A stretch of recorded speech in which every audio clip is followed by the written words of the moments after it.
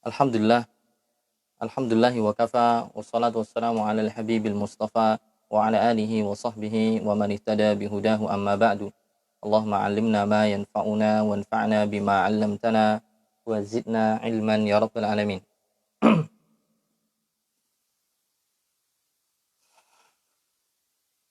Ya, insyaallah kita masih melanjutkan pembahasan kitab Syarhus Sunnah lil Imam Al-Muzani. Kitab Syarhus Sunnah oleh Al-Imam Al-Muzani Asy-Syafi'i rahimahullahu taala.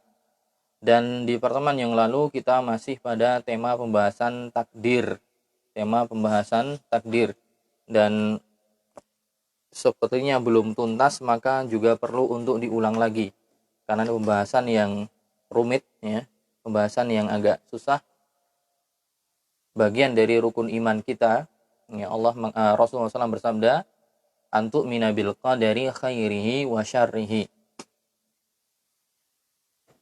Iman yang terakhir adalah engkau beriman dengan takdir, baik itu perkara yang Allah tentukan sesuatu yang baik ataupun yang buruk. Dan Allah mengatakan dalam Al-Quran, inna kulla syai'in biqadar. Sesungguhnya kami, Allah SWT, menciptakan segala sesuatu, ya, segala sesuatunya yang ada di alam semesta ini, semuanya ada ukurannya, semua ada takdirnya. Dalam ayat yang lain Allah juga mengatakan, wa khalaqa kulla syai'in faqaddarahu taqdira. Dan Allah menciptakan semuanya, segala sesuatu apapun, dan Allah menentukan takdirnya. Jadi ini bagian dari hal yang harus diimani oleh seorang mukmin, ya. Namun pembahasannya seperti apa? Kemarin muqaddimah sudah sedikit disampaikan. Dan takdir atau al-qadha wal qadar itu adalah, kita sering mendengar al-qadha dan al-qadar. Al-qadha dan al-qadar itu sebenarnya adalah dua kata yang jika dia bergabung, ya, ketika sedang membicarakan satu hal yang kemudian qadha dan qadar tadi disebutkan bebarengan, maka maknanya sama. Qadha itu ya qadar, qadar itu ya qadha. Akan menjadi berbeda atau sedikit berbeda, walaupun sebenarnya bisa dikatakan hampir sama, tapi ada sedikit perbedaan.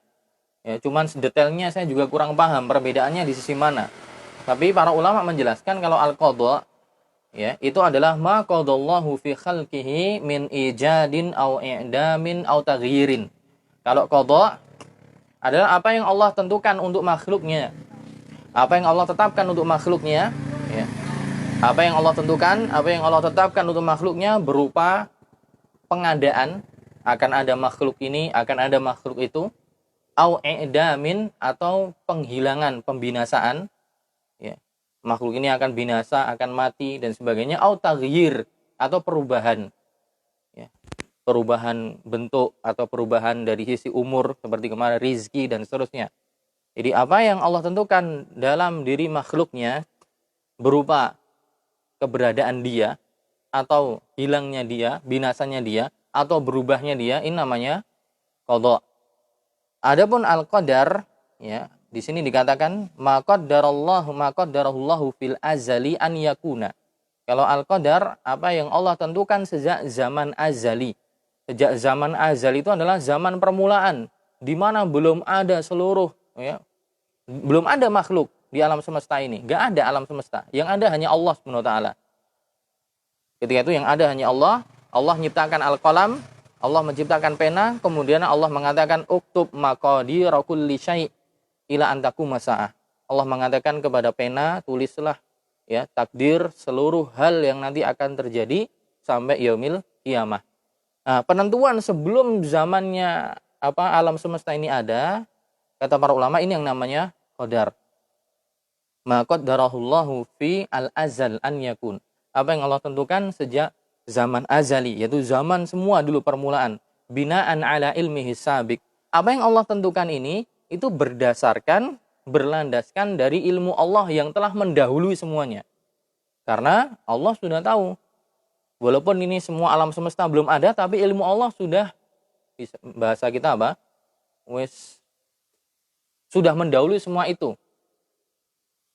Ya. Jadi Allah sudah tahu nanti. Allah nanti akan menciptakan makhluk, bentuknya manusia, jin, hewan, kemudian bumi dan seterusnya. Sebelum Allah menciptakan itu, Allah sudah tahu nanti yang akan diciptakan apa saja, endingnya masing-masing makhluk nanti seperti apa, Allah sudah tahu. Ilmu Allah yang sudah mendahului semua itu, kemudian Allah perintahkan kepada pena tadi untuk nulis. Nih loh, saya tahu ya, nanti akan terjadi seperti apa sampai yaumul qiyamah, tulis di Lauhul Mahfuz. Nah, apa yang ditulis ini semuanya namanya al-qadar. Jadi secara kalau dilihat antara qada dan qadar ini hampir sama gitu, hampir sama. Sisi perbedaannya secara detail saya juga jujur ya, kurang begitu paham bedanya seperti apa. Hampir sama juga, qada tadi juga sesuatu yang Allah tentukan untuk makhluknya berupa pengadaannya, peniadaannya atau perubahannya. Ini kan sekilas nggak jauh beda dengan qadar tadi yang ditentukan sejak zaman azali. Itu kemarin definisi yang kita bawakan. Dan untuk lebih memudahkan ya, untuk lebih memudahkan pemahaman tentang takdir, para ulama mengatakan bahwa tingkatan untuk memahami takdir atau marotibul qadar, tingkatan takdir itu ada 4. Tingkatan takdir itu ada 4. Maksudnya adalah bagaimana kita memahami takdir itu ada 4 tingkatan yang harus kita pahami dulu.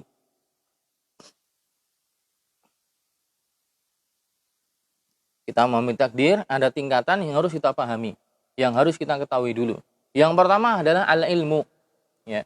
Yang pertama adalah al-ilmu. Tingkatan ilmu. Maksudnya adalah ilmunya Allah Subhanahu wa taala. Gimana maksudnya? Yaitu kita mengimani al-imanu bi ilmillahi al-muhit bi kulli syai'in minal mawjudati wal ma'dumati wal mumkinati wal mustahilati bi annahu alima ma kana wa ma yakunu wa ma lam yakun kaifa kana law yakunu. Para ulama menjelaskan gitu. Yang pertama yang harus diketahui bahwa dalam memahami takdir ini kita harus mengimani ilmu Allah. Bagaimana ilmu Allah itu? Ya, kita mengimani bahwa Allah itu ilmunya meliputi seluruh hal. Ilmunya Allah, pengetahuannya Allah itu meliputi segala hal. Dari hal-hal yang ada maupun yang tidak ada. Yang berwujud maupun yang tidak berwujud. Akan terjadi dan yang tidak mungkin akan terjadi. Jadi Allah tahu itu. Jadi ibaratnya kalau kita memanah, kalau kita membawa pistol, kemudian kita ya tarik pelatuknya, kemudian keluar peluru, kemudian yang terjadi misalnya pelurunya kena sasaran gitu kan. Nah, kalau ilmunya Allah tahu ini nanti keluarnya akan kemana pelurunya, meletusnya, kemudian kena sasaran. Allah juga tahu kalau misalnya orang ini geser 1 mili saja, nanti akan kenanya kemana. Geser 2 mili kenanya kemana, dan seterusnya. Hal-hal yang mungkin terjadi atau yang tidak mungkin terjadi, Allah tahu itu semuanya. Kenanya di mana, itu semua Allah ketahui. Jadi luar biasanya pengetahuan Allah. Yang pertama dalam memahami takdir adalah pertama kita meyakini ilmunya Allah SWT. Bahwa ilmunya Allah itu meliputi segala sesuatu, baik yang berwujud maupun yang tidak. Yang mungkin untuk terjadi atau tidak. Wa annahu alima ma kana wa ma yakunu wa ma lam yakun law kana kaifa yakun. Allah juga mengetahui apa yang telah terjadi, apa yang sedang terjadi, dan apa yang tidak terjadi, bagaimana kalau itu terjadi. Jadi Allah tahu yang terjadi dari semenjak awal mula penciptaan iblis, Adam, sampai sekarang itu semua track recordnya Allah sudah tahu jauh-jauh hari. Juga sekarang yang sedang terjadi, baik di belahan kita di dunia ini, di Indonesia, di Kuwaini, di Nitipuran, di mana, di Bantul, atau yang mungkin di Kanada, di Eropa, semua Allah tahu yang sedang terjadi. Wa ma lam yakun, ya, dan apa yang tidak terjadi, laukana kaifa yakun, dan apa yang tidak terjadi, bagaimana sekiranya hal itu terjadi. Jadi ilmunya beda dengan ilmunya makhluk. Itu yang pertama kali harus kita ketahui. Dan ilmunya Allah menembus ruang dan waktu. Menembus ruang dan waktu. Nah, ini yang perlu kita ketahui. Maksudnya apa? Berarti endingnya semua makhluk nanti seperti apa? Siapa di sini yang nanti masuk surga? Semoga masuk surga semua. ya. Atau dari makhluk siapa yang masuk neraka, siapa yang masuk surga, Allah udah tahu semuanya, udah selesai gitu. Di dalam ilmunya Allah itu sudah selesai. Karena apa namanya? Takdir yang tertulis di Lauhil Mahfuz itu kan didasari dari ilmu yang Allah ketahui. Ya. Dan dalilnya apa? Dalilnya berada di dalil tentang hal ini banyak sekali dalam ayat Al-Qur'an. Misalnya di surat Al-An'am Allah mengatakan wa indahu mafatihul ghaibi la ya'lamuha illahu. Dan di sisi Allah kunci-kunci pintu gaib, hal-hal yang gaib, tidak ada yang mengetahui hal itu kecuali Allah saja. Ya. Tidak ada yang mengetahui kecuali Allah saja. Wa ya'lamu ma fil barri wal bahr. Allah mengetahui apa yang ada di daratan maupun ada yang di lautan. Wa ma tasqutu min waraqatin, ya, wa ma tasqutu min waraqatin illa ya'lamuha wa la habbatin fi dhulumatil ardi wa la yabisin wa la ratbin wa la yabisin illa fi kitabim mubin. Allah mengatakan, ya, dan tidaklah ada satu daun yang gugur, ya, satu daun dari pepohonan yang gugur dimanapun itu, ya, kecuali Allah tahu. Jadi sekarang misalnya di Kuwait ini ada berapa pohon yang gugur daunnya, Allah tahu itu semua. Ya, kena anginnya, bergoyangnya sampai jatuh di tanahnya, Allah tahu semua. Wa ma tasqutu min waraqatin illa ya'lamuha, dan tidaklah ada satu daun yang gugur melainkan Allah pasti mengetahuinya. Wala habbatin fi zulumatil ardi wala ratbin wala yabisin illa fi kitabim mubin. Dan tidaklah ada bahkan, ya, benih yang ada di kegelapan di dalam tanah, nanti tumbuhnya seperti apa, itu Allah juga tahu semuanya. Ya. Dari sini intinya dalam memahami takdir, Allah tuh udah tahu endingnya semuanya. Allah udah tahu semuanya. Dari situlah kemudian setelah Allah tahu semuanya, hasilnya seperti apa, endingnya seperti apa, kemudian fase kedua dalam memahami takdir, yaitu apa? Al-kitabah. Ada 4 kan tadi, bagaimana cara memahami takdir. Yang pertama, kita mengimani ilmu Allah SWT yang meliputi segala sesuatu, menembus ruang dan waktu, dari sudut terkecil, sudut terbesar, yang global maupun terperinci, yang detail maupun yang tidak detail, Allah tahu semuanya. Setelah Allah tahu semuanya itu semua, kemudian baru ditulis Al-Kitabah. Maksudnya apa? Annallaha ta'ala kataba maqadir al-makhluqat fil lauhil mahfuz. Maksudnya adalah setelah dibangun dari ilmu Allah tadi, pengetahuan Allah tadi, Allah kemudian menuliskan, ya, semuanya itu dalam Lauhil Mahfuz. Takdirnya ditentukan, ditulis di Lauhil Mahfuz. Apa Lauhil Mahfuz itu? Al-Lauh al-Mahfuz itu terjaga. Lauh itu lembaran-lembaran. Maksudnya lembaran-lembaran penulisan takdir yang senantiasa terjaga. Tidak ada yang tahu kecuali Allah saja. Tidak ada yang tahu isinya kecuali Allah saja. Bahkan malaikat paling mulia pun tidak tahu isinya apa. Ya, sebagaimana sebelumnya dijelaskan tentang hadis Jibril. Ketika Jibril bertanya kepada Nabi Muhammad SAW tentang kapan berdirinya hari kiamat. Ya Rasulullah atau ya Muhammad akhbirni, gabarkanlah kepadaku kapan berdirinya hari kiamat. Mata, ya, takunu sa'ah. Bagaimana, kapan terjadi hari kiamat? Rasul mengatakan mal mas'ulu anha bi'a'lama minas sa'il. Yang ditanya tentang hari kiamat, detailnya kapan hadirnya, tidak lebih tahu daripada yang bertanya. Rasulullah SAW, malaikat Jibril tidak tahu dua-duanya kapan terjadi detailnya. Yang tahu hanya Allah. Dan di Lauhil Mahfuz ini tidak ada yang tercecer sedikit pun. Oh, Allah lupa nulis takdir, tidak ada. Semuanya rapi tersusun, tidak ada yang terlewatkan, tidak ada yang kemudian lupa, tidak terus, tidak. Ya, semuanya tertulis rapi, ada di situ. Maka ketika nanti di yaumul qiyamah, ketika sudah diputuskan fulan masuk neraka, fulan masuk surga, ketika misalnya ada yang protes, maka semua sudah tercatat rapi di situ. Ya. Allah mengatakan dalam Al-Qur'an, "Ma farratna fil kitabi min syai'." Tidaklah Allah SWT atau kami tidaklah melalaikan, ya, atau berbuat lalai dalam penulisan apa? Takdir yang ada dalam Alkitab. Maksudnya di sini adalah Al-Lauhul Mahfuz. Jadi semuanya tertulis dengan rapi di Lauhul Mahfuz. Itu martabah kedua atau tingkatan kedua dalam memahami takdir. Pertama, kita harus paham bahwa ilmu Allah itu sudah mendahului, ya, seluruh makhluk. Allah sudah tahu semuanya. Setelah Allah tahu pengetahuan Allah tadi, kemudian dituliskan dalam Lauhul Mahfuz, itulah takdir. Kemudian setelah ditakdirkan, dituliskan di Lauhul Mahfuz, kemudian marhalah yang ketiga adalah Allah al-masyiah, yaitu Allah berkehendak. Derajat ketiga adalah al-masyiah, yaitu kehendak Allah Subhanahu wa taala. Apa maksudnya kehendak Allah di sini? Bahwa anna kullama yajri fi hadzal kaun. Anna kullama yajri fi hadzal kaun min harakatin aw sukunin fahuwa bi masyiatillahi ta'ala. Fama sya'allahu kana wa ma lam yasha' lam yakun. Fala yakhruju an iradatihil kauniyah syai'un wa la yakunu fi mulkihi illa ma yurid. Maksudnya setelah Allah punya ilmunya dituliskan di di Lauhul Mahfuz, kemudian berkaitan dengan kehendak. Maksudnya adalah segala apa saja yang nanti akan terjadi, ya. Segala apa saja yang sedang terjadi atau yang sudah terjadi. Segala apa saja yang sudah terjadi atau yang sedang terjadi atau yang akan terjadi, ya.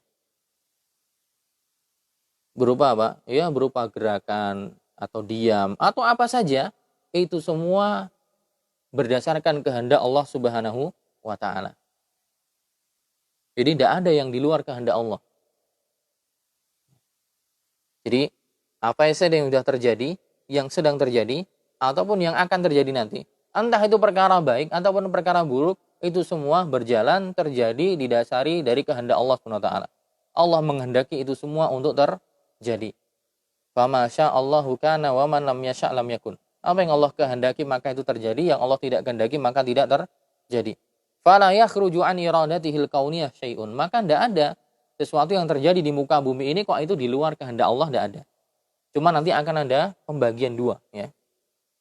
Kehendak Allah nanti terbagi dua, ya. Kehendak Allah nanti terbagi menjadi dua. Nanti akan saya jelaskan setelah martabah yang keempat. Nanti ada iradah kauniyah, ada iradah syar'iyah, ya. Ada kehendak Allah yang kauni, yang mau nggak mau harus terjadi, entah itu baik atau buruk. Ada yang iradah syar'iyah, kehendak Allah tapi yang berkaitan dengan syar'i. Ya. Kalau ini pasti Allah cintai, tapi belum tentu terjadi. Itu perlu kita pahami nanti. Karena dari iradah kauniyah dan kekeliruan memahami iradah syar'iyah, dua-duanya tadi, nanti akan muncul dua sekte yang menyimpang. Yaitu sekte Mu'tazilah, ya, Qadariyah Mu'tazilah. Yang kedua adalah, ya, Jahmiyah Jabariyah. Sekte Jabariyah Jahmiyah. Ada dua sekte yang menyimpang dalam masalah takdir. Saya ulangi, dalam memahami takdir, pertama yang harus kita pahami adalah bahwa Allah mengetahui segala hal. Yang sudah terjadi, yang belum, ya, yang sedang, yang tidak terjadi, bagaimana itu terjadi. Ilmu Allah meliputi yang detail maupun yang global, yang rinci maupun tidak rinci, yang ada maupun tidak ada, yang mungkin terjadi maupun tidak mungkin terjadi. Semuanya itu Allah sudah tahu, endingnya sudah selesai. Allah, di ilmu Allah, Allah sudah tahu itu semua. Setelah Allah tahu itu semua, kemudian dituliskan di Lauhul Mahfuz. Allah tuliskan itu, ya. Setelah Allah tuliskan, kemudian Allah menghendaki ini semua nanti akan berjalan. Ya.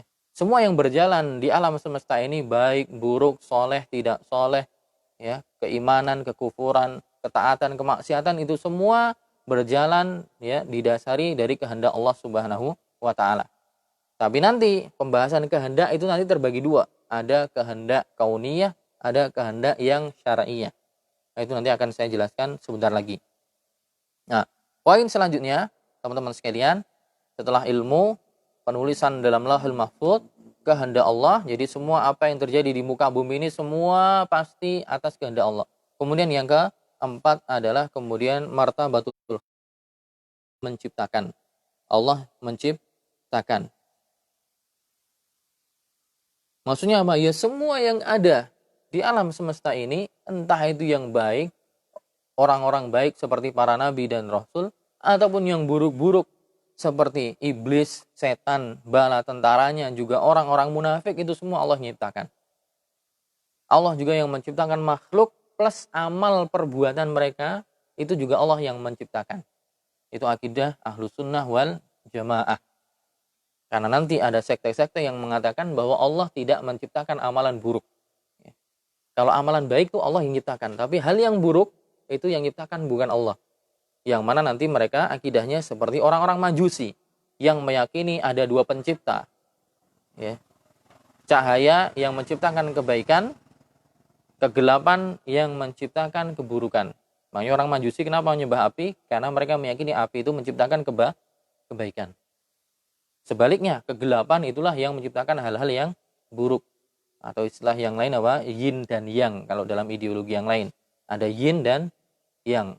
Tahu lah, yang bundar itu ada ininya. Itu putih sama hitam. Itu ada filosofinya. Maknanya. Yang putih itulah sumber kebaikan. Yang hitam itulah yang dengannya muncul banyak keburukan. Nah, bagi orang yang meyakini demikian nanti sama aja. Berarti pencipta di alam ini ada dua. Pencipta kebaikan Allah, pencipta keburukannya nanti kegelapan seperti orang Majusi. Nah, nanti orang-orang Qadariyah, Mu'tazilah meyakini demikian bahwa Allah itu hanya menciptakan yang baik-baik. Allah itu hanya mengendaki yang baik-baik. Kalau yang buruk Allah tidak menciptakannya. Lantas siapa yang menciptakan? Ya. Siapa yang menciptakan? Konsekuensinya berarti ada yang menciptakan. Tidak mungkin keburukan muncul dengan sendirinya. Tidak mungkin ada yang menciptakan. Nah, itu nanti adalah konsekuensi yang batil, yang fasid. Saya ulangi, memahami takdir pertama adalah ilmu Allah SWT. Yang kedua adalah Allah kemudian nuliskannya di Lauhil Mahfuz. Ketika Allah menghendaki semua itu nanti akan terjadi, ya, baik buruknya semua tidak keluar dari kehendak Allah, ya, semua di dalam kehendak Allah. Yang keempat kemudian Allah menciptakannya. Maksudnya apa? Annallaha ta'ala khaliqu kulli syai'. Maksudnya adalah Allah SWT nanti yang menciptakan segala sesuatunya. Min dzalika af'alul ibad. Termasuk dari yang Allah ciptakan adalah af'alul ibad. Ya. Adalah perbuatan hamba. Fala yaqa'u fi hadzal kaun syai'un illa wa huwa khaliquhu. Tidaklah akan terjadi di alam semesta ini sesuatu melainkan Allah yang menciptakannya. Fa huwa khaliqu kulli syai'in wa 'amilihi. Huwa khaliqu kulli 'amilin wa 'amalihi. Dialah Allah yang menciptakan, ya, yang berbuat dan perbuatannya. Wa kulli mutaharrikin wa harakatihi. Allah yang menciptakan sesuatu yang bergerak dan gerakannya. Wa kulli sakinin wa sukunihi. Dan Allah yang menciptakan sesuatu yang diam dan perbuatan diamnya. Ini semua Allah yang menciptakannya. Dalilnya apa? Surat As-Saffat ayat 95 sampai 96. Qala ata'buduna ma tanhitun. Kemudian Allah mengatakan, wallahu khalaqakum wa ma ta'malun. Wallahu khalaqakum wa ma ta'malun. Dialah Allah yang menciptakan kalian dan apa yang kalian kerjakan. Jadi apa yang kita kerjakan, amal kita ini, perbuatan kita ini adalah Allah yang menciptakan. Adapun kita penisbatan amalan itu untuk kita, itu cuma penisbatan aja. Misalnya, ya kita kerja, kita nyangkul, kita kerja, kita jahit, kita makan. Penisbatan perbuatan makan kan kepada kita, gitu kan? Pak Iwan makan. Penisbatan perbuatan makan ini kepada Pak Iwan. Pak Anto misalnya jualan. Penisbatan perbuatan jualan, tapi perbuatan jualan, perbuatan makan, ya, perbuatan nyangkul dan sebagainya itu Allah yang menciptakan. Itu Allah yang menciptakan. Karena kalau Allah nggak menghendaki itu terjadi, nggak akan terjadi. Nggak akan Allah ciptakan. Dalilnya tadi, ya, Allah menciptakan kalian dan apa yang kalian kerjakan. Dalil yang lain Allah mengatakan Allahu khaliqu kulli syai'in. Allah yang menciptakan segala sesuatu. Kata kul di situ bermakna umum, ya. Umum di sini ya apa saja? Ya manusia, ya hewan, ya bumi, ya langit, dan perbuatan yang terjadi, gerakan yang ada, umum semuanya adalah Allah yang menciptakannya. Jadi ada 4 fase dalam memahami takdir. Pertama, kita harus paham ilmu Allah sudah melampaui semuanya, Allah sudah tahu semuanya, endingnya seperti apa. Yang kedua, kemudian dituliskan itu semua di Lauhil Mahfuz, ya, takdirnya. Yang ketiga, kemudian Allah menghendaki nanti semua akan terjadi, baik itu yang buruk ataupun yang baik. Semua tidak ada yang keluar dari kehendak Allah. Kemudian yang keempat, bahwa kemudian setelah Allah menghendaki, kemudian terjadilah makhluk muncul, perbuatan ada, keburung ada, ini semua Allah yang nyiptakan. Gitu. Nah, kemudian kita berpindah ke sedikit pembahasan tentang masalah kehendak Allah tadi. Ya. Kehendak Allah terbagi menjadi dua. Kehendak Allah yang kauniyah dan kehendak Allah yang syar'iyah.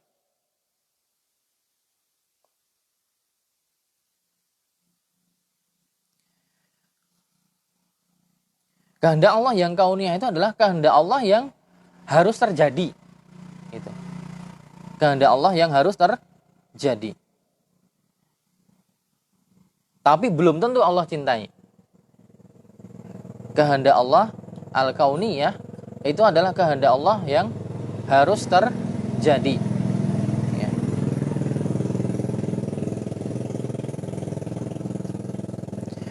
Makanya di sini iradah kauniyah qadariyah itu al-masyiatus syamilah li jamil hawadits. Yaitu kehendak Allah yang mencakup semua kejadian. Al-muta'alliqah bima yuridu an yaf'alahu Allah, yaitu yang berkaitan dengan apa yang Allah inginkan untuk Allah kerjakan dengan sendirinya. Wa hiya mustalzimatun limuqu'il murad. Dan dia melazimkan ya terwujudnya apa yang Allah inginkan. Ini hal yang nggak mau harus terjadi. Nggak bisa enggak. Jadi mau nggak mau harus terjadi dan tidak mungkin nggak terjadi. Cuman dari yang terjadi itu ada sebagian yang Allah cintai, ada sebagian yang Allah tidak cintai. Ya seperti berjalannya alam semesta ini. Sebagian kita ada yang beriman, sebagian ada yang enggak. Sebagian ada yang taat, sebagian ada yang enggak. Sebagian ada yang hadir ke masjid sholat, sebagian ada yang enggak. Sebagian ada yang rajin sedekah, sebagian ada yang enggak. Mau enggak mau itu harus ada. Gitu. Tapi tidak semua yang terjadi tadi kemudian Allah cinta semua. Enggak. Tentu Allah yang dicintai adalah yang rajin sedekah, yang rajin ke masjid, yang rajin ngaji, yang rajin berzikir, dan seterusnya. Tapi yang kemudian tidak ke masjid, tidak sholat, tidak bersedekah, padahal dia punya harta banyak, ini tidak Allah cintai. Tapi itu semua harus berjalan.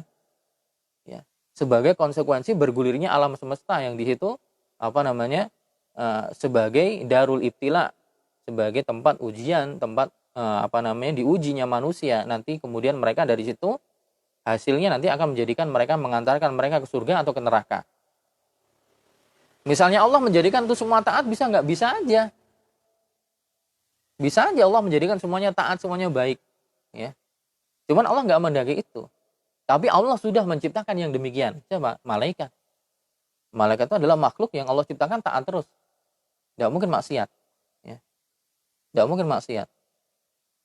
Sebagaimana disebutkan dalam surat Al-Jumu'ah, Allah menyebutkan bahwa mereka adalah makhluk-makhluk yang senantiasa mentaati apa yang Allah perintahkan. Ya. Tapi kemudian penciptaan yang lain itu mau nggak mau harus terjadi, ada kebaikan, ada keburukan. Ini semua tidak keluar dari kehendak Allah. Tapi ini namanya kehendak kauniyah. Saya ulangi, kehendak kauniyah itu adalah hal yang mesti harus terjadi, tapi belum tentu Allah cintai. Itu kalau kehendak Allah iradah kauniyah. Yang kedua adalah iradah syar'iyah. Kehendak Allah yang syar'i. Nah, kalau kehendak Allah yang syar'i ini kebalikan dari yang tadi. Kalau pasti terjadi tapi belum tentu Allah cintai. Yang syar'iyah pasti Allah cintai tapi belum tentu terjadi. Pasti Allah cintai tapi belum tentu terjadi. Hal ini pasti Allah cintai tapi belum tentu terjadi. Contohnya apa? Iman, Islam, sholat. Allah mencintai Islam. Allah mencintai Islam, tapi nyatanya nggak semua orang kemudian masuk Islam. Allah mencintai iman, nyatanya kemudian nggak semua orang kemudian beriman. Allah mencintai, didirikannya sholat, tapi nyatanya belum tentu semua melakukan sholat. Ini namanya iradah syar'iyah. Kehendak Allah yang syar'i. Ya. Nah, pembagian seperti ini dari mana? Dari istiqra'. Ya. Ada istilah para ulama namanya istiqra'. Istiqra' itu adalah ya ulama yang sudah mencapai ilmunya derajat ijtihad, sudah bacaannya nggak cuma 1-2 kitab. Ya. Ratusan kitab dia baca, dalilnya kemudian Dari semua yang dia baca, dia simpulkan, oh ternyata ayat-ayat Quran, hadis-hadis Nabi berkaitan dengan takdir itu, oh terbagi dua.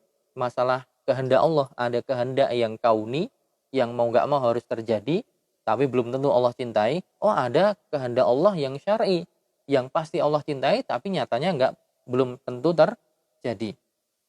Nah, perbedaan yang lain antara iradah kauniyah dan syariah,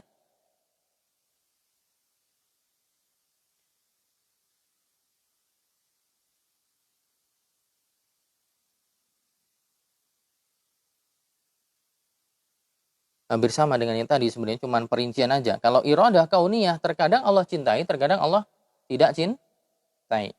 Iradah kauniyah itu terkadang Allah cintai, terkadang Allah tidak cintai.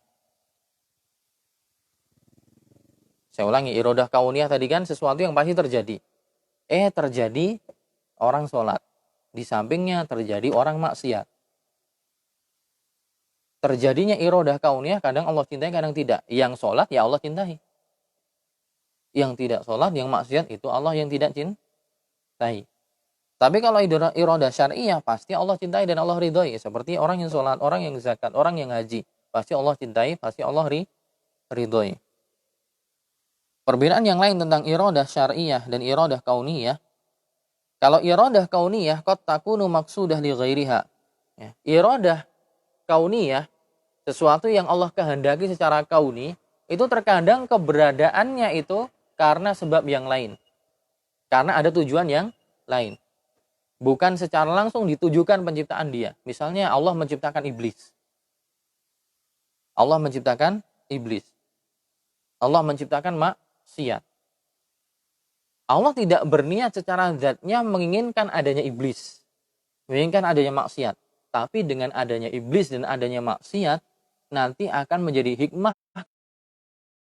Adanya maksiat, kemudian adanya orang taubat. Adanya maksiat, kemudian ada orang istighfar.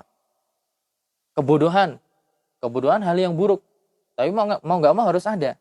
Allah ciptakan kebodohan. Tapi ada tujuan yang lain di balik kebodohan itu, yaitu Allah kemudian menjadikan ada orang mau belajar. Gitu. Jadi para ulama menjelaskan kalau hal-hal yang berkaitan dengan iradah kauniyah, tidak tahu ini semoga dipahami ya. Berkaitan dengan iradah kauniyah ini, kadang keberadaan hal itu tidak dimaksudkan secara zatnya ketika diciptakan, tapi ada hikmah di balik itu yang berdampak kepada kebaikan yang muncul gara-gara hal itu. Gara-gara ada iblis, gara-gara ada setan, Allah ngutus para nabi, para rasul, orang-orang yang baik, orang-orang yang soleh. Kemudian diturunkan kitab-kitab. Gara-gara ada maksiat, kemudian ada perbuatan taubat, istighfar. Ya. Gara-gara ada kemiskinan, kemudian muncul orang-orang yang dermawan. Gitu. Dan seterusnya. Tapi kalau iradah syariah, maksudah li dzatiha. Namun kalau berkaitan dengan iradah syariah, itu Allah kehendaki secara zatnya. Secara Allah maksudkan secara zatnya. Dan pasti Allah mencintainya. Ya. Mungkin nggak terlalu banyak perbedaannya, mungkin agak susah ya. Udah satu aja poinnya tadi. Poinnya yang inti adalah iradah kauniyah itu adalah apa yang Allah kehendaki secara kauni itu pasti terjadi, mau nggak mau terjadi, tapi belum tentu Allah cintai. Tapi kalau iradah syariah pasti Allah cintai, tapi belum tentu terjadi. Yang iradah kauniyah tadi harus terjadi gimana? Yaitu konsekuensi berjalannya alam semesta ini. Kalau kemudian semua baik semua, ya apa manusia jadi makhluk yang limited edition.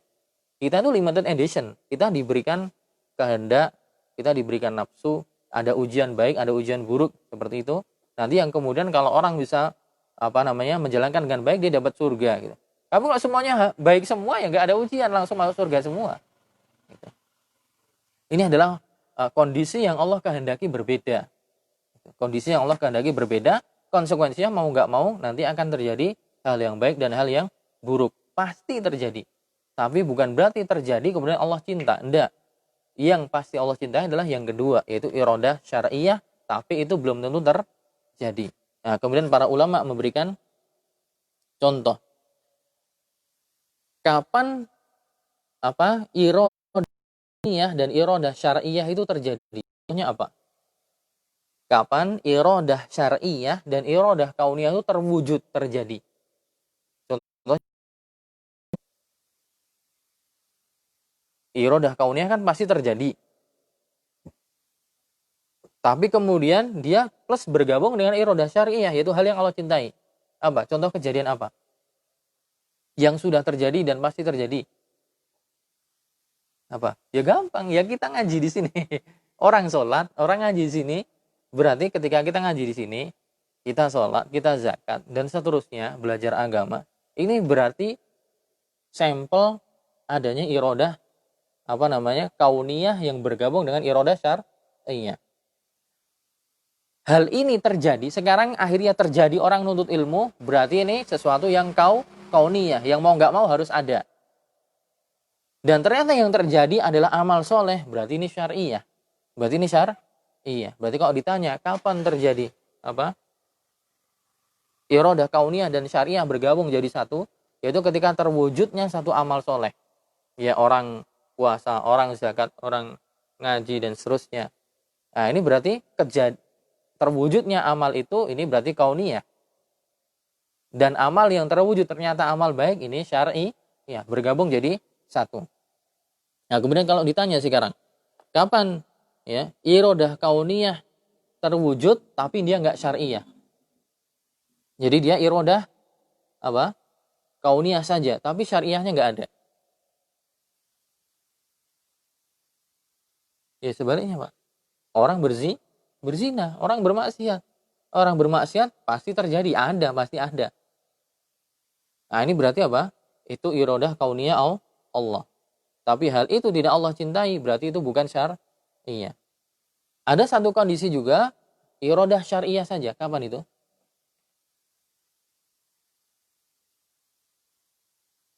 Imannya orang kafir. Sholatnya orang non-muslim. Orang kafir kalau beriman itu apa? Syar'iyah. Syar'iyah. Tapi nyatanya apa? Nggak terjadi. Ya kan? Nggak terjadi semua, hanya sebagian saja. Mumpet ya? Beginilah pusingnya belajar tentang qadha dan qadar. Jadi, ketika iradah kauniyah dan syar'iyah terwujud, itu ketika ada orang yang melakukan ibadah. Sholat, zakat, dan seterusnya. Berarti ini iradah kauniyah plus syar'iyah bergabung jadi satu. Ada kondisi iradah kauniyah saja terwujud, syariahnya nggak ada. Jadi seperti apa? Orang bermaksiat atau orang berbuat kekufuran. Ya, jelas hal ini tidak Allah cintai, berarti bukan syariah. Tapi keberadaan hal itu, orang larung, orang nyembah pohon, itu berarti kauniyah, mau nggak mau harus ada yang demikian. Ada yang syariah saja. Syariah saja, tapi tidak apa? Kalau syariah kan tadi apa? Iradah syariah, tapi belum tentu terjadi. Nah, apa yang belum tentu terjadi? Ya masuk Islamnya seluruh orang kafir. Ya. Masuk Islamnya seluruh orang kafir. Sholatnya semua orang muslim. Ya. Kalau semua orang muslim sholat, tiap hari sholat 5 waktu, ini syariah. Tapi kenyataan itu nggak terjadi semua, berarti ini syariah aja. Bukan kauniyah. Atau masuk Islamnya semua orang kafir. Ya, ini apa? Syariah aja, Allah cintai, tapi ternyata nggak terwujud semuanya. Gitu. Semoga bisa dipahami. Nah, dari sini nanti kemudian kita akan paham kelompok yang menyimpang dalam masalah apa? Takdir. Kalau sudah bisa membedakan mana iradah kauniyah, mana iradah syar'iyah, maka nanti kita akan bisa membedakan masalah takdir. Nah, dari dua pembagian penyelisih adalah Qadariyah dan Jabariyah. Dua firqah yang terkenal namanya Qadariyah dan Jabariyah. Qadariyah itu apa sih? Qadariyah itu adalah orang yang ya, penyimpangannya seperti apa? Penyimpangannya mereka adalah mereka menganggap ya bahwa manusia itu mandiri, berdiri sendiri dalam amalannya. Maksudnya amalannya itu dibuat sendiri. Amalan itu dibuat sendiri. Ya, amalannya dibuat sendiri. Atau mereka menganggap ya amalan seorang hamba itu unuf. Seperti dalam apa? Hadis riwayat Muslim ya. Hadis riwayat Muslim ada perkataan dari Abdullah bin Umar. Datang beberapa orang dari Irak. Ya, datang beberapa orang dari Irak kemudian menemui Abdullah bin Umar mengadu. Beberapa orang ini mengatakan, wahai Abdullah bin Umar, innahu qad dhahara qibalana nasun yaqra'unal Qur'an. Wahai Abdullah bin Umar, telah muncul di tempat kami orang-orang yang mereka Masya Allah ahli Quran. Wa yataqaffaruna al-ilm. Mereka ahli Quran, mereka juga para penuntut ilmu. Wa annahum yaz'umuna an la qadar. Tapi mereka meyakini tidak ada takdir. Ya. Wa annal amra unuf. Dan bahwa hal yang muncul, kejadian yang ada, perbuatan yang terjadi itu unuf. Unuf itu apa? Tidak didasari dengan takdir. Tidak didasari dengan ilmu Allah. Makanya orang-orang Qadariyah itu nanti menganggap bahwa hal yang muncul tadi, kemaksiatan yang muncul karena mereka menafikan kemaksiatan. Kemaksiatan muncul dari kehendak Allah, mereka menafikan itu. Jadi mereka menganggap bahwa kemaksiatan yang muncul itu Allah nggak tahu. Baru Allah tahu ketika kemaksiatan itu terjadi. Jadi secara langsung atau tidak langsung mengatakan Allah jahil dengan apa? Kejadian yang akan terjadi. Mereka mengatakan makanya wa annal amra unuf, bahwa perkara itu muncul begitu saja tanpa dilatar belakangi ada takdir sebelumnya. Sama aja mengatakan Allah tidak tahu kalau itu terjadi. Yaitu ideologi yang muncul kala itu. Ini zaman Abdullah bin Umar masih hidup loh ini. Sudah muncul kelompok seperti ini. Juga mereka nanti ya penyimpangannya selain itu ada banyak. Inna af'alal ibad lahisat makhluqah lillah. Mereka juga mengatakan perbuatan hamba itu Allah tidak menciptakannya. Di perbuatan hamba itu ya hamba yang menciptakan sendiri gitu. Padahal tadi dalam Al-Qur'an apa? Allah mengatakan wa huwa khalaqakum wa ma ta'malun. Dialah Allah yang menciptakan kalian dan amalan yang kalian perbuat. Nah, gimana? Dalam masalah pembagian tadi, iradah kauniyah dan iradah syar'iyah, maka Qadariyah dan Jabariyah ini menyelisihinya. Qadariyah gimana?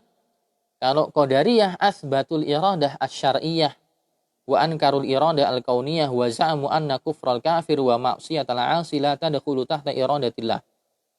Jadi kalau orang-orang Qadariyah itu Mu'tazilah. Pengikutnya Wasil bin Atha. Pengikutnya Amr bin Ubaid. Amr bin Ubaid siapa? Ya orang-orang Wasil bin Atha itu muridnya Imam Al-Hasan Al-Basri yang diusir dari majelisnya Hasan Al-Basri. Makanya dikatakan firqahnya Mu'tazilah, menyendiri. Karena menyendiri dari Hasan Al-Basri. Karena mereka berpendapat dulu bahwa orang yang pelaku dosa besar itu gak jelas. Dia bukan mukmin, bukan juga kafir. Kalau ada orang melakukan zina, orang melakukan minum khamr dosa besar, menurut Wasil bin Atha itu dia bukan mukmin juga bukan kafir. Tapi kalau dia mati dalam kondisi itu belum bertobat maka dia kafir. Ahlus sunnah nggak demikian. Orang pelaku dosa besar masih beriman, tapi imannya sedikit. Nah, jadi Mu'tazilah itu nanti kesalahannya banyak banget dalam masalah pentakfiran, dalam masalah asma wa sifat, dalam masalah takdir juga parah. Dalam masalah asma wa sifat, ya mereka menghapuskan, mereka mengimani nama-nama Allah tapi tanpa makna. Jadi Allah Ar-Rahim, Ar-Rahman, Al-Ghafur itu nggak punya makna, nggak punya sifat. Tapi namanya itu. Dan seterusnya. Kembali ke masalah ini, Qadariyah, Mu'tazilah, mereka meyakini bahwa perkara itu muncul gitu saja. Allah tidak tahu. Gitu. Dan bahwa makhluk itu nyiptakan amalannya sendiri. Kenapa? Karena mereka salah paham dalam memahami iradah, kehendak Allah. Kenapa? Karena orang-orang Qadariyah hanya mempercayai iradah syariah saja. Mereka hanya mempercayai iradah syariah saja. Jadi yang mereka yakini bahwa yang Allah ciptakan, yang Allah ketahui itu hanya yang hal-hal yang Allah cintai aja. Ya sholat, ya zakat, ya puasa, ya haji, menuntut ilmu, sedekah, dan seterusnya. Mereka hanya meyakini itu. Adapun kekufuran orang kafir, kemaksiatannya ahli maksiat, dan seterusnya, itu semua tidak masuk dalam kehendak Allah. Tidak masuk dalam kehendak Allah. Ya.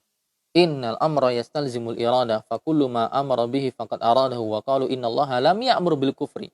Karena mereka beranggapan bahwa perintah itu melazimkan adanya kehendak. Dan setiap apa yang Allah kehendaki, maka Allah menginginkannya. Kemudian mereka mengatakan, dan Allah kan tidak memerintahkan untuk berbuat kufur. Allah tidak memerintahkan untuk berbuat maksiat. Kalau Allah tidak memerintahkan itu berarti Allah tidak menghendakinya. Menghendaki hanya yang perbuatan baik saja. Kalau perbuatan buruk Allah nggak menghendaki, dan Allah berarti nggak nyiptakan hal itu. Nah, nanti konsekuensi dari ideologi ini keliru. Kalau misalnya Allah nggak nyiptakan itu, Allah nggak menghendaki itu, terus siapa yang nyiptakan amal buruk? Terus siapa yang nyiptakan kekufuran? Mau nggak mau berarti dia harus jawab. Ada pencipta yang lain, ya kan? Nah, batil nggak kalau demikian? Batil. Berarti akhirnya kemudian ujung-ujungnya alam semesta punya dua pencipta dong. Akhirnya kemudian berarti Allah nyiptakan yang baik-baik aja. Nah, yang buruk-buruk yang nyiptakan siapa? Padahal di alam semesta ini cuma ada dua, kholik sama makhluk. Kholiknya satu, makhluknya banyak. Nggak mungkin kholiknya jadi dua. Kalau jadi dua nanti jadi, ya. Nah, ini ideologi yang keliru. Kelirunya dari mana? Karena orang Qadariyah, Mu'tazilah hanya meyakini kehendak Allah itu hanya syariah saja. Yang kauniyah mereka tidak meyakininya. Sebaliknya kalau Jabariyah, ya, Jabar itu artinya dipaksa. Mereka meyakini bahwa kita semua itu dipaksa. Nanti orang yang ujungnya masuk surga siapa, yang masuk neraka siapa itu karena Allah yang maksa. Seakan-akan makhluk itu tidak diberikan kehendak. Tidak diberikan kehendak untuk berbuat baik atau buruk. Ketika ada orang maksiat, ada orang kafir dan seterusnya, ya mereka meyakini bahwa apa? Itu dipaksa Allah. Nah, ini juga keliru juga. Berarti kalau dipaksa Allah berarti iblis, Fir'aun, kemudian Namrud, berarti dipaksa Allah dan berbuat kufur. Berarti kalau dengan demikian berarti Allah zalim. Kenapa Allah memaksa mereka untuk berbuat kufur? Nah, ini juga apa? Arah lagi. Padahal Allah mengatakan wala yazlimu rabbuka ahada. Dan Allah tidak menzalimi seorang pun di antara kamu. Dalam ayat yang lain Allah memerintahkan untuk apa? Berbuat adil. Enggak mungkin Allah berbuat zalim, ya. Jabariyah mereka, kalau Jabariyah mereka hanya mereka meyakini iradah kauniyah wa ankarul iradah syar'iyah. Kalau orang-orang Mu'tazilah Qadariyah meyakini iradah syar'iyah saja tanpa iradah kauniyah, orang-orang Jabariyah, ya, Jabariyah ini orang Jahmiyah. Jahmiyah itu pengikutnya Jahm bin Safwan. Ya. Jahm bin Safwan itu juga parah nanti dalam masalah asma wa sifat, mereka paling parah. Orang Jabariyah, Jahmiyah, mereka hanya meyakini iradah kauniyah saja. Tapi mereka mengingkari iradah syar'iyah. Kemudian mereka mengatakan bahwa innal kufra wal ma'asi, bahwa semua kekufuran, semua kemaksiatan itu Allah menghendaki semua. Menghendaki di sini maksudnya adalah mahbubah lahu. Menghendaki di sini maksudnya adalah orang-orang Jabar ini meyakini itu semua Allah cintai gitu. Allah mencintai kekufuran dan kemaksiatan. Kenapa? Karena nggak mungkin Allah menciptakan itu semua kecuali Allah mencintainya. Berarti Allah cintai dong kalau ada kemaksiatan, kekufuran dan semisalnya. Wa qad jabaruhu 'alaiha la khiyara lahum fi tarkiha. Dan Allah menciptakan kekufuran, kemaksiatan, ketaatan semuanya Allah ciptakan dan Allah paksakan itu kepada makhluknya. Sehingga makhluk nggak ada pilihan untuk meninggalkannya. Tidak ada pilihan untuk tidak melakukannya. Wa qalu innal amra la yastalzimul iradah wa lihadza lam ya'murillah bil kufri wa aradahu. Nah, jadi intinya poinnya kalau orang-orang Qadariyah, Mu'tazilah, mereka meyakini hanya iradah syariah saja. Sehingga iradah kauniyah tidak mereka yakini. Ya. Konsekuensi dari itu berarti siapa dong yang menciptakan keburukan dan kekufuran? Mau nggak mau berarti dia harus mengatakan ada pencipta yang lain. Dan ini batil. Orang yang kedua, firqah yang kedua, orang Jabariyah. Itu orang yang menganut ideologi bahwa takdir itu dipaksakan. Gitu. Dan mereka adalah orang-orang firqah Jahmiyah. Pengikutnya Jahm bin Safwan. Yang mereka mengatakan bahwa semua yang ada ini adalah iradah kauniyah saja.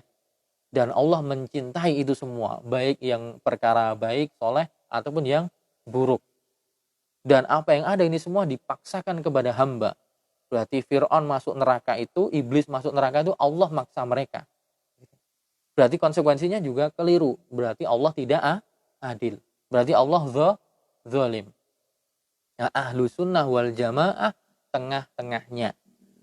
Mengambil kebaikan dari Qadariyah, Mu'tazilah, plus mengambil kebaikan dari Jabariyah, Jahmiyah. Yaitu ahlu sunnah menetapkan dua hal.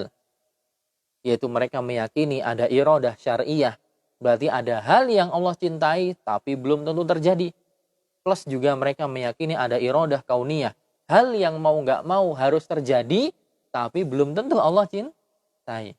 Dan mau nggak mau itu harus ada. Ya. Ahlu sunnah tengah. Semoga bisa dipahami. Ya. Adapun hal-hal yang kita bingung di balik itu, maka itu ada hikmahnya. Dan hikmah kenapa begini, kenapa begitu, kadang Allah buka hikmahnya di dunia, kadang Allah tidak membukanya, tapi bukanya nanti di yaumil kiamah. Tapi kaidah yang harus kita pahami, ya ketika ada pertanyaan kok kesannya itu nggak adil, maka hilangkan itu semua. Karena Allah tidak akan menzolimi hambanya sedikit pun. Ya, Allah tidak akan menzolimi hambanya sedikit pun. Allah mengatakan, Innallaha la yazlimu mithqala dzarrah. Allah tidak menzolimi walaupun sebesar biji sawi saja. Gak ada kezoliman yang Allah buat. Ya, wa ma rabbuka bizzallamin lil abid dalam surat Fussilat. Dan tidaklah Tuhanmu wahai Muhammad berbuat zalim kepada hambanya. Ya. Itu mungkin seperti itu berkaitan dengan takdir. Ya. Ya mungkin itu dulu sampai jam 9 ini. Oke, monggo.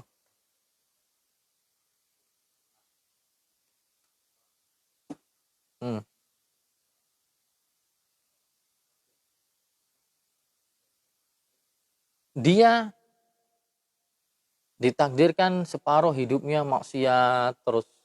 Kemudian seterusnya apa? Ternyata dia dapat hidayah. Dia dapat hidayah sampai mati kemudian dia di dalam Islam. Yaitu karena takdirnya itu semua di catatan inti, dia memang seperti itu. Dia tertulis dalam catatan inti Lauhul Mahfuz, dia dulu awal mulanya hidupnya parah, kemudian dapat hidayah, kemudian apa? Kemudian apa? Sudah akhirnya dia dapat hidayah, kemudian memeluk agama Islam dengan baik, beramal dengan baik, akhirnya mati tidak. Itu semua sudah apa? Tercatat dalam Lauhul Mahfuz, catatan inti. Makanya di pembahasan kemarin saya sampaikan ya, pencatatan takdir itu ada fasenya. Ada fase inti, catatan inti yaitu di Lauhul Mahfuz. Kalau Lauhul Mahfuz itu nggak bisa dirubah. Ya udah gitu. Rezekinya sekian ya sekian. Nanti orang itu mati Islam ya Islam, kafir ya kafir gitu. Tapi sekali lagi, pencatatan yang ada di Lauhul Mahfuz demikian itu Allah bukan memaksa demikian. Tapi itu hasil dari Allah sudah tahu ilmunya. Allah sudah tahu jauh-jauh hari, nih manusia nanti diciptakan, dia ada sisi takwa, ada sisi maksiat. Dan manusia nanti diberi apa? Kehendak. Setelah dia punya sisi kebaikan, sisi keburukan, dia punya kehendak, kemudian dihadapkan dalam kehidupannya ada amal baik, ada amal buruk. Nah, nanti kemudian manusia ini akan milih yang mana, itu Allah sudah tahu semuanya. Sampai endingnya. Nah, pengetahuan Allah itu semua baru dicatat di mana? Di takdir di Lauhul Mahfuz yang catatan inti di Lauhul Mahfuz. Karena catatan takdir tidak hanya di Lauhul Mahfuz sebagaimana kemarin saya sampaikan. Ada catatan takdir juga di catatan malaikat. Ya. Yang hadis inna ahadakum yujma'u khalquhu fi batni ummihi arba'ina lailan nutfatan dan seterusnya. Seorang dari kalian diciptakan di perut ibunya 40 hari pertama air mani, 40 hari kedua segumpal darah, 40 hari ketiga segumpal daging. Kemudian malaikat datang, diperintahkan untuk menulis takdirnya. Hidupnya sampai kapan? Ya. Dia nanti beriman atau tidak, dia bahagia atau sengsara. Ya. Kemudian ada hadis yang lain yang kemarin kita sampaikan, kok ada hadis orang misalnya yang gemar silaturahim, menyambung silaturahim, dia akan diperpanjang umurnya atau diperluas rizkinya. Nah, ini gimana nih? Seakan-akan berbenturan ya kan? Katanya tadi umurnya nggak bisa dirubah. Kok hadis ini mengatakan umurnya bisa bertambah? Nah, kemarin ulama punya dua tafsiran.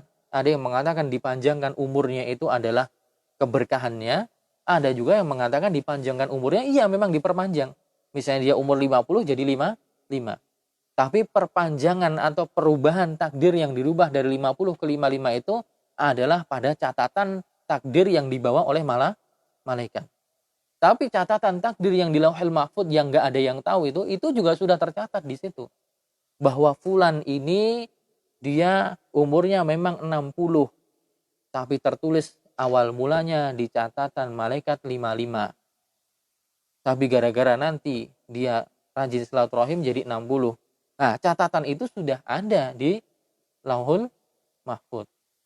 Nah, kita akan tanya lagi, ngopo kok dadak ngono kuwi? Ya sekali lagi, kita nggak boleh bertanya. Allah itu la yus'alu amma yaf'al wa hum yus'alun. Allah itu tidak ditanya, kenapa sih Allah demikian? Tapi yang ditanya adalah kita, kenapa kita demikian? Gitu. Jadi Allah tuh tidak berhak untuk ditanya. Yang ditanya itu kita ngapain? Seperti seorang bos kepada ini untuk mendekatkan pemahaman aja ya. Seorang bos ngomong kepada karyawannya, atau seorang bos zaman dulu ngomong kepada budaknya. Yang ditanya itu adalah budaknya, ngopo kok kowe nggak kene? Kenapa kamu nggak begitu? Kenapa kamu nggak gini? Tapi tidak ada hak budak ngomong, bos ngopo kok ngene, gitu kan?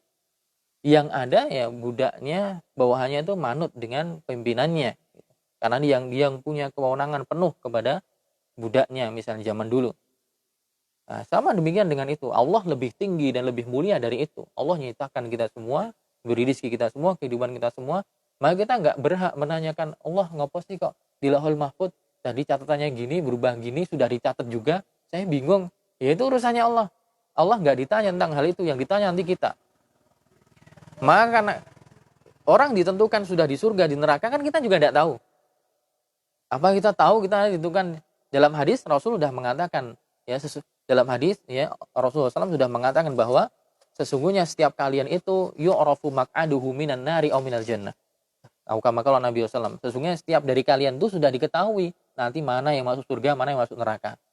Sahabat mengatakan, ya Rasulullah afalan nattakil. Kalau sudah tahu si fulan nanti sudah ditentukan di surga, di neraka, yaudah kita nggak usah beramal aja, diam-diam aja. Rasul mengatakan, i'malu, ya, la tattakilu. Beramal solehlah, jangan diam begitu aja. Fakullun muyassarun lima khuliqalahu. Seseorang akan dipermudah untuk menuju apa yang Allah ciptakan untuk dia. Intinya kita tidak tahu endingnya seperti apa. Poin agar kita nanti berarti menjadi penduduk surga, ya udah kita konsisten terus, ya konsisten terus untuk beramal soleh sehingga nanti bisa mengantarkan kita ke surga, ke jannah. Gitu. Jadi misalnya tadi ada orang kok berbuat maksiat, kemudian di tengah jalan kok dia taubat sampai dia mati dalam keadaan Islam, amalnya baik, yaitu karena sudah tertulis di situ bahwa dia beramal baik. Gitu. Wallahu a'lam bishawab. Pasti masih banyak pertanyaan, saya yakin. Oh, piye yo kok iso ngono wae. Pasti masih banyak pertanyaan. Intinya poinnya ya, masalah takdir itu apa yang udah terjadi udah, ya berarti itu sudah Allah tentukan. Tapi kemudian apa? Kita tetap berkonsisten untuk beramal baik, berusaha untuk beramal soleh, menjauhi hal-hal yang buruk. Gitu. Nah, mungkin itu kita cukupkan sekian. Wallahu a'lam bishawab. Subhanakallahumma bihamdika asyhadu an la ilaha illa anta astaghfiruka wa atubu ilaik. Assalamualaikum warahmatullahi wabarakatuh.